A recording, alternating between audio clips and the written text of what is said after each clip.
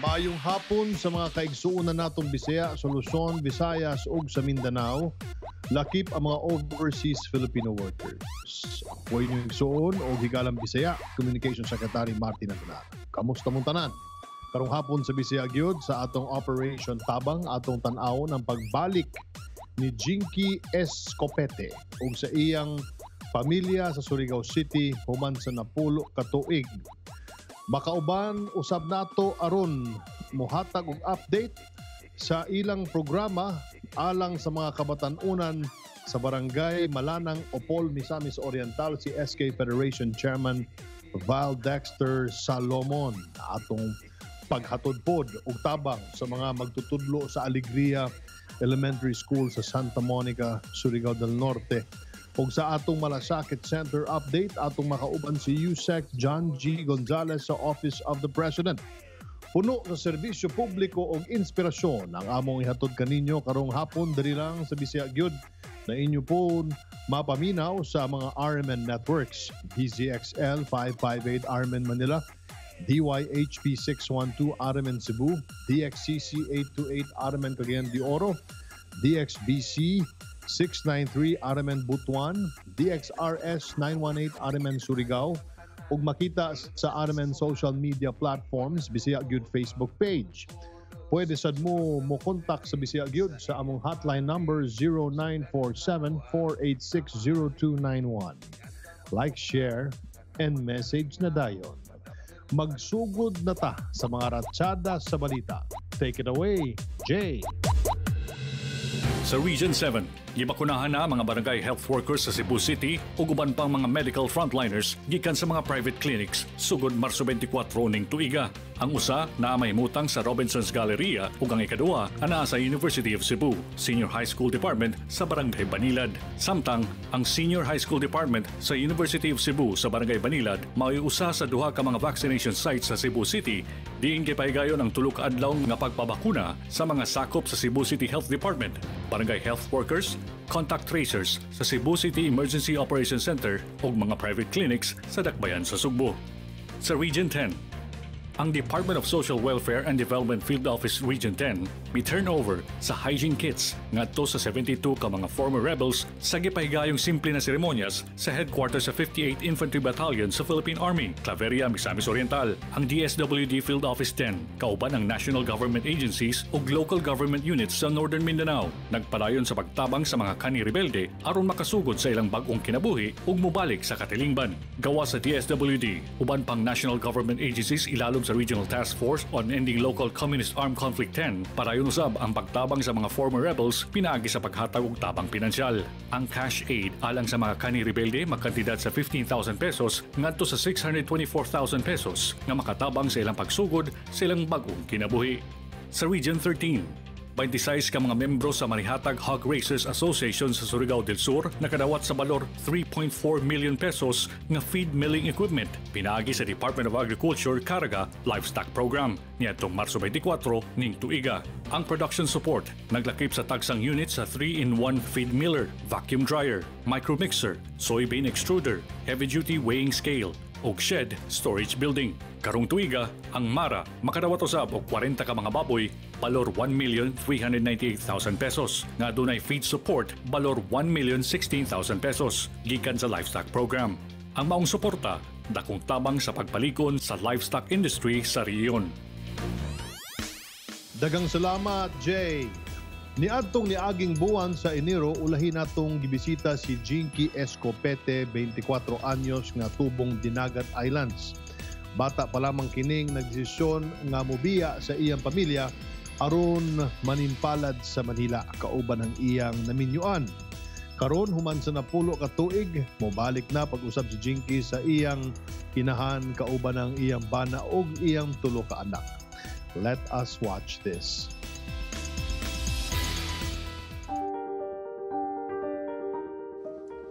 Nagsapalaran ra lamang kami kung kuan daon naghanap kami ng kunhain kami maka jackpot ng swerte kung dinhi ba o dito aba sa lugar ng Siargao o sa Dinagat Kaya nagpunta kami din, nagkari kami din, nagbakasakali kami na makakuan pa maayos yung trabaho, sana maayos yung bayay na kuan mahuyan. Pero inday lamang kung hain kami manghanap na sadnan bayay. Kaya naman halos diri maupahan. Daon man pero mahal sab ni man alang magkuanrakan kami, mag-uparkan kami, di na lang kami mga Siyempre kailangan mo din budgetin yung sahod nakakarampot para sa para sa mga bata, para sa utang, para sa ganito, sa bahay. Sobrang hirap po dito.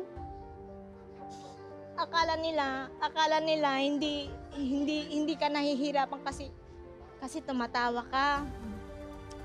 Nakikipagpintuhan ka, pero ang totoo grabe nakalisod.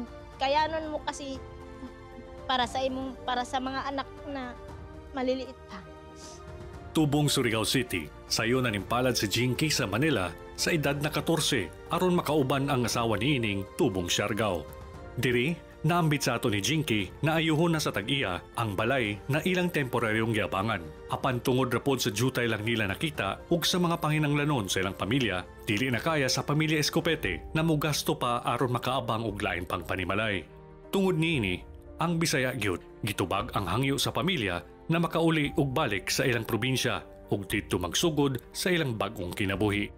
Napagdesisyonan sa pamilya Escopete na mubalik na lamang sa Surigao City aron makauban ni Jinky ang iyang inahan na sobra na sa 10 ka tuig niya wala na makita. Sa tabang sa dawatan ni Senador Bongo, Office of the President, Department of Health ug PITX, makauli na ang pamilya Escopete sa Surigao City. Ug niadto lang Marso 23 ning tuiga, ang Bisaya Gyud Team gituyuan ang temporaryong gipuy-an sa pamilya Escopete aron sila ihatod sa terminal sa bus alang sa ilang pagpauli ug balik sa Surigao City. Kauban ang iyang 3 ka gagmay na mga anak, si Jinky ug ang iyang bana na si Rosilito, andam na para silang pagsugod sa ilang bagong kinabuhi sa probinsya. Nalipay kay makabalik na kami ng probinsya sanan dugay na kami na way akauli human kuan kami. Baga na excited kami na makakita sa lugar na sa una, tapos mubalik kami nga na dyan na yung mga bata ay atun nupanaw kami na nukanhi kami dire waya pay amo bata, tas kuman mauli kami dyan na amo mga anak sa kadugay sa panahon kuman ra kami makauli. Grabe ka lipay sa amo tagbati kasi makauli na kami. Dito naghuya ang ako mama sa Surigao, ang ako lola sa taga Dinagat. Human an ija sila sa Siargao sila. Bali sa kuan kami sa amo mama kami mo dadyon sa bayan ni sa Surigao. Nagpasalamat kami sa Ijo, kay Senator Bongo, sa Bisaya gyud, sa Malacañang kasi tagtabangan ninyo kami na makauli kami sa probinsya namo. Tapos kuan tagtagaan ninyo kami na time para maasikasuan mga papel para makauli kami. Tapos nalipay kami na jay notabang sa amo na parang foundation ganun. Nagpasalamat ganun kami karadyaw kasi kay kung dili tungod sa Ijo, dugay pa siguro kami makauli. Siguro pila pa katuig usa pa kami makauli dito sa among lugar kay lisod man ang pamasahe, lisod ang pamaliton. Dako gadud amo katabang sa Ijo tanan na natabang sa amo.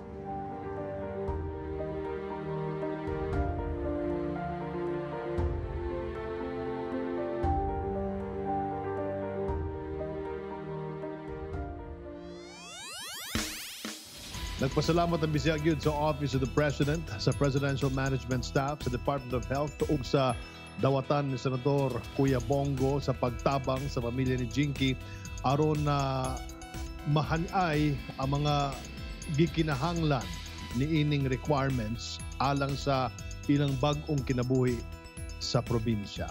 Og kanimo Jinky, karon na ubanan nimo og balik ang imong mama, lisod man ang imong gipangagian sa Manila, among gihandom ang tanang kaayuhan sa inyong pagsugod kauban ang imong bana og inyong tulo ka anak sa inyong bag-ong kinabuhi sa Surigao City.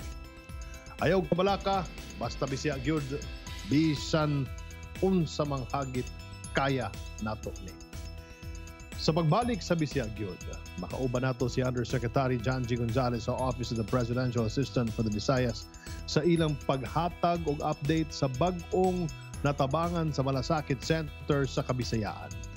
Makauban pod nato si Sangguniang Kabataan, Malanang Opol, Misamis Oriental, SK Federation Chairman Val Dexter Salomon. Tutok lang mga higala. We will be right back. Sandigan ng isang malayang bansa ang kalayaan sa pamamahayag. Kaakibat nito ang mga mamamahayag na nabubuhay ng may dignidad sa isang lipunan na pinapahalagahan ang kanilang mahalagang papel na ginagampanan. Ako po si Congresswoman Nina Tadura ng ACT-CIS Party List, ang may akda ng Media Workers Welfare Bill upang maisaayos at mapabuti ang estado ng ating mga kasamahan sa media.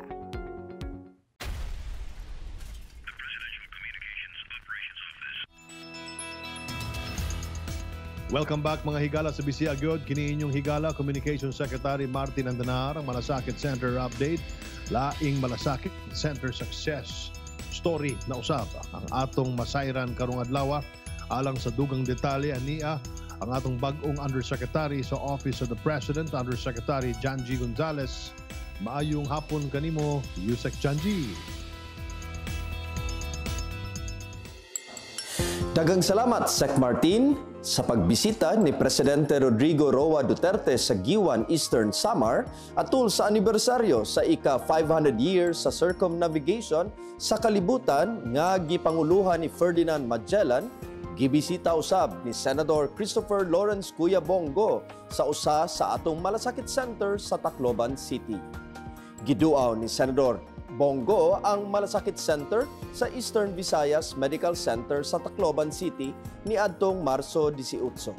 Sa iyang pagbisita, nang hatag ang senador og packed meals, food packs, face shield, face mask ug vitamins sa 500 ka frontliners. Nakadawat usab og computer tablets, bisikleta ug sapatos ang ubang beneficiaries.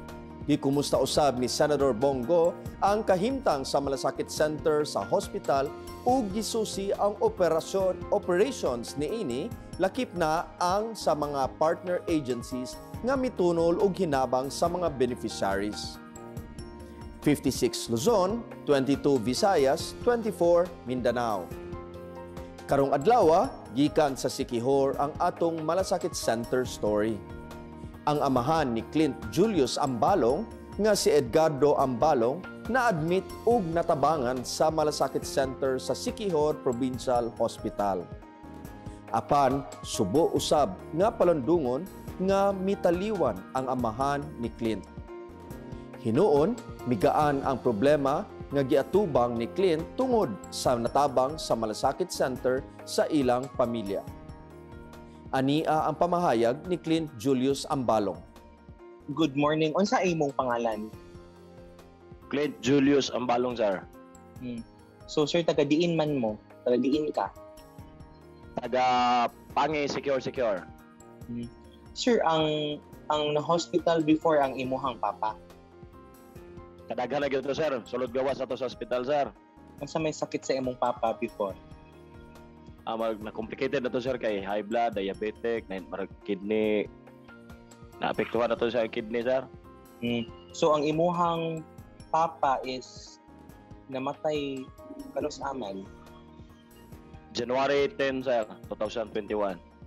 Karong tuiga.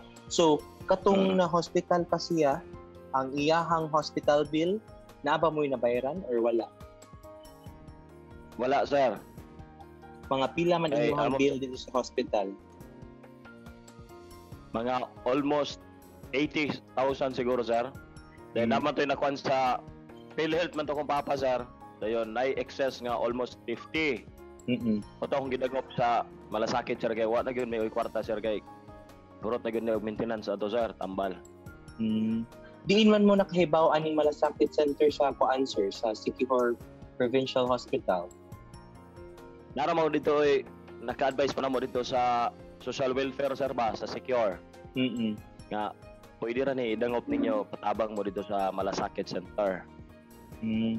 Sir, ang atuang malasakit center kay programa ni President Duterte o ni Senator Bongo, unsa man inyong mensahe sa atong presidente o kang Senator Bongo? Ako sir, dako kay kong pasalamat nga natukod nga ng malasakit sir kay para nako dako jud kay katabang sila sa area sa mo nga yamot tagong tawon sir. Sige sir. Salamat kayo sa imong oras sir. Thank you kayo. Wala problema sir. Maukad to si Clint Julius Ambalong, kansang amahan, nakapahimulos sa tabang gikan sa Malasakit Center sa Siquijor Provincial Hospital. Hangtod sa sunod, sa higayon, kini si Yusek Janji Gonzales, maayong hapon. Daghang salamat sa imong Malasakit Center updates, Yusek Janji Gonzales of the Office of the Presidential Assistant for the Visayas. Samtang sa atong bond paper gift project, naghatod usab og tabang ang Bisaya gyud sa mga magtutudlo sa Alegria Elementary School sa Surigao del Norte sa pagpadayon gihapon sa atong Operation Tabang. Ato kining tan-awon.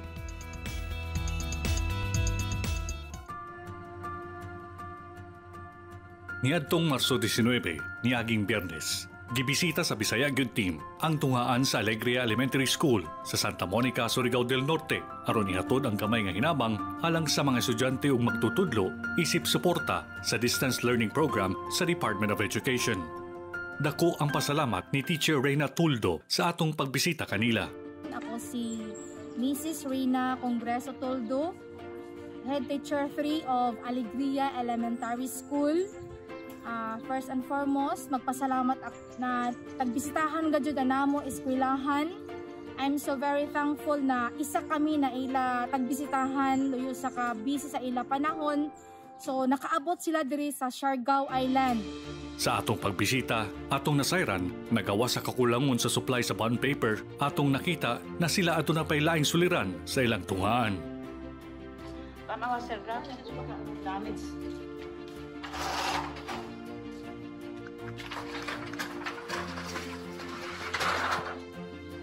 Isip isa ka school head din sa Alegria Elementary School, anako pinaka-concern anamo school building.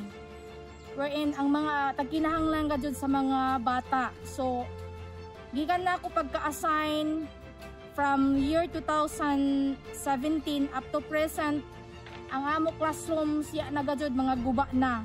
So, inamo problema, gusto namo na matabangan sab kami, anamo concern din na matagaan ng pagtagad.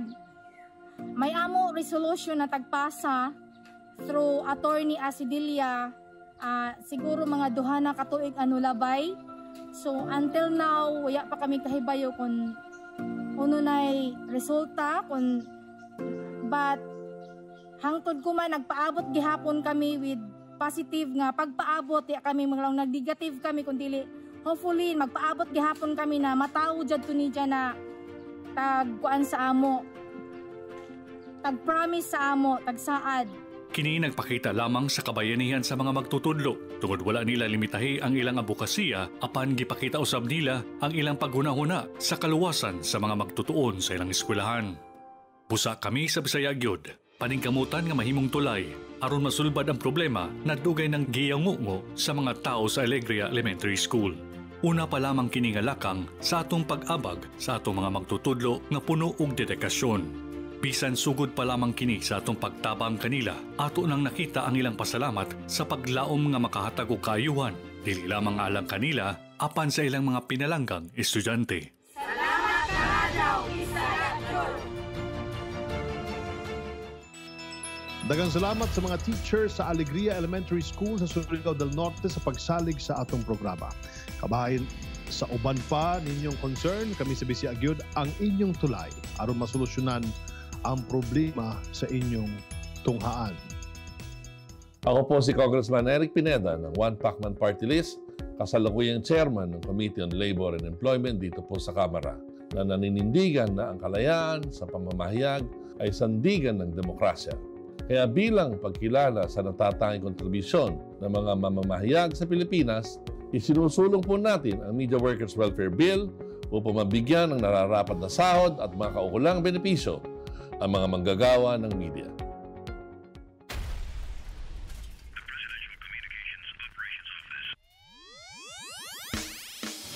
Welcome back mga higala sa Bisaya Gyud. Kini inyong higala, Secretary Andanar ng PCOO. Ang Federasyon sa Sangguniang Kabataan sa Barangay Malanang sa Opol, Misamis Oriental gahatag og bilis sa kinaihang busa sa ilang kaugalingong pamaagi, ilang gilambigit ang mga kabataan-unan sa ilang barangay sa ilang mga gihimong clean-up drive. Aron maambit pa ang pipila pa nila nga nahimo ug pagahimuon pang aktibidad sa Malanang Opol, makauban nato karong hapon si SK Federation Chairman Val Dexter Salomon. Maayong hapon kanimo, Val Dexter. Maayong hapon, Secretary. Val, makita na ang inyong federasyon nagpahigayon og clean-up drive sa inyong komunidad. Unsa may mga hagit sa inyong federasyon aron mapadayon ang maong programa?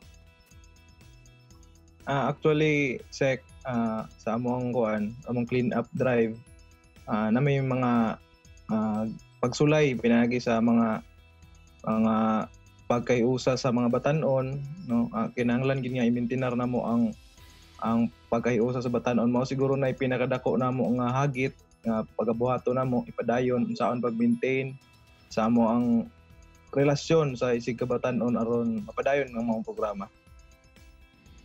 Kabahin sa sayop na impormasyon o fake news, dili lamang sa COVID-19 kundi lakip pod sa uban pang mga bahin unsa may lakang na inyong gibuhat aron mapasabot sa mga katawhan ang saktong impormasyon. Kami sa SK sa Malanang sa SEC, nami kanang Facebook account nga gibuhat. Dito na mo gina-share kadtong mga relevant nga information sa gikan sa mga nagkaedeng ahensya para sa DOH o dito po mapakita namo nga sakto ang mga impormasyon nga mong mahatag amo pong gina-share mismo sa among kaugalingon nga account aron mapaabot kani diretso sa mga katawhan sa barangay. Karon na aduna nay kahayag ang pag-abot sa COVID-19 vaccine, unsa man pod ang mahimong papel sa SK Federation atol sa pag-roll out sa bakuna sa inyong barangay. Sakto kayo Sek no kay adtong niaging session namo sa SK among naisgutan didto nga kinahanglan mo lambigit kami sa pagpahibalo sa saktong impormasyon nga karon manggod ni kuyana pod ang mga negatibo ug mga di mao nga istorya sa daplin.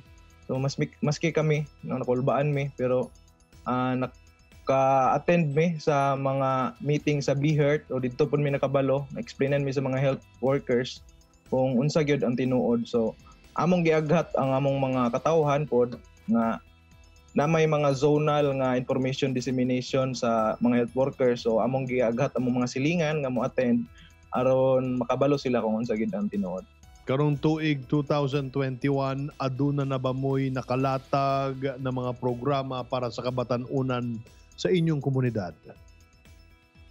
Yes, Sek. Sa amoa padayon gyapon nga sugod paglingkod pa lang namo mga environmental programs namo among ipadayon kay siyempre among gusto itanom sa una-una sa matag batan-o no nga ang atong kinaiyahan maunay gihimong elemento sa Ginoo no may source sa kinabuhi diri sa ato ang kalibutan. So mao na daghan kay mig programa para sa kinaiyahan og naapod mi mga pipila ka programa aron pagtabang sa atong mga estudyante sa ALS, labi na gid sa ALS kay nagkalisod gini sila halos sa ato ang mga high school students napod o para pod mga assistants ginagmay sa atong mga college students. Mensahe na lang Dex alang sa imong isig kabatan-unan. Please go ahead. Mensahe na ko gamay lang unta atong tudluan tabangan nato kitay mag-initiate sa pagpanghinlo sa atong palibot, atong protektahan atong kinaiyahan. Ug unta dili ta kita moy una nga musunod sa mga health protocols aron makalikay pod ang kadaghanan sa pagkuyanap aning COVID-19. Ug unta dili ta pabadlong sa atong palibot kana lang. Daghang salamat sa pag-uban kanamo karon Val Dexter Salomon, SK Federation Chairman sa Barangay Malanang, Opol, Misamis Oriental. Mabuhay mo diha, Dex. Daghang salamat, Sek. Daghang salamat. Mga higala, diri natapos ang inyong programang kanunay nga anda mutabang sa atong mga kaigsunan Bisaya. Daghang salamat po sa atong mga nakauban sa pamilya ni Jinky Escopete sa Surigao City, sa mga magtutudlo sa Alegria Elementary School sa Santa Monica, Surigao del Norte, sa Barangay Malanang, Opol, Misamis Oriental, SK Federation Chairman Val Dexter Salomon, o kay USEC Janji Gonzalez sa Office of the President. Magkita na sa ta sunod Sabado ha, dali lang sa Bisaya Gyud na inyo madunggan sa DZXL 558 Armen Manila, DYHP 612 Armen Cebu, DXCC 828 Armen Cagayan de Oro, DXBC 693 Armen Butuan, DXRS 918 Armen Surigao. Ug matan-aw sa social media platforms sa RMN Facebook page ug Bisaya Gyud Facebook page. Pwede sad makontak ang Bisaya Gyud sa among hotline number 0947-486-0291. Like, share, and message na dayon. Ako ang inyong igsuon, Higalang Bisaya, Communication Secretary Martin Andanar. Amping pirmi mag-ampo o magkita-kita tag-usab mga bahay. Dili lang sa Bisaya Gyud.